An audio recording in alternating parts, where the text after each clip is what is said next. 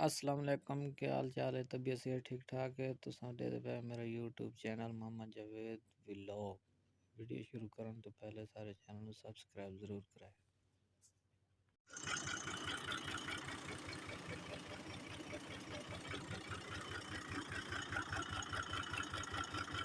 अस्सलाम वालेकुम भाई, हम तो मेरा YouTube channel Mohammad Javed vlog. Video शुरू करने तो पहले सारे चैनल सब्सक्राइब ज़रूर कराएं।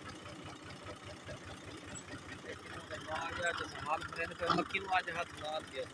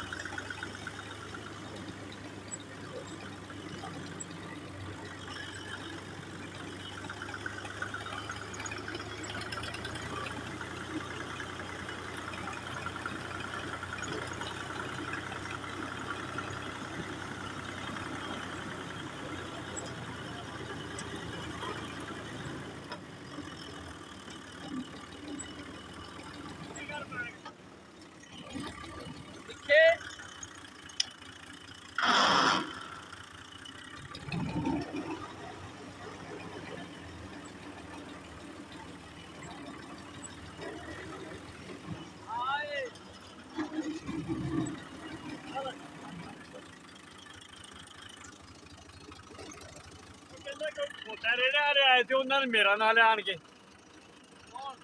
तीन मैं जादू तेरा ना आहो किन्ने केरे सानू गल क्या के मक्की जादो बड़ी मक्की हैं बार वो आए मिश्री ने फोन किया अब्दुल्ला नु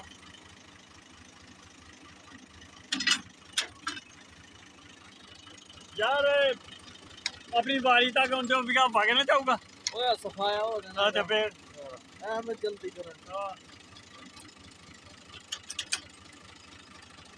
बूटे बाटे जाटा नसर के होए ये आप ही कर कुल देना इन्हू आप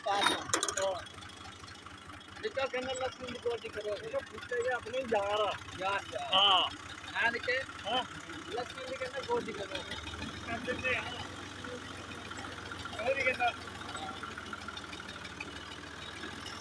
ये कड़ी करता ओ कुत्ती दिया लपा दो दिन ना घंटा दे फिर जाना वे तू ले आने लग गए हां वो बोले 10 बयान को हैगा गांड गुंद है नहीं रात में मैं कहना पोता दो माल हैगा वो तो तरले मारते वो कहना कि पट्टे हैगा साडे से शौक तो हमें के कौन सफियान कमला के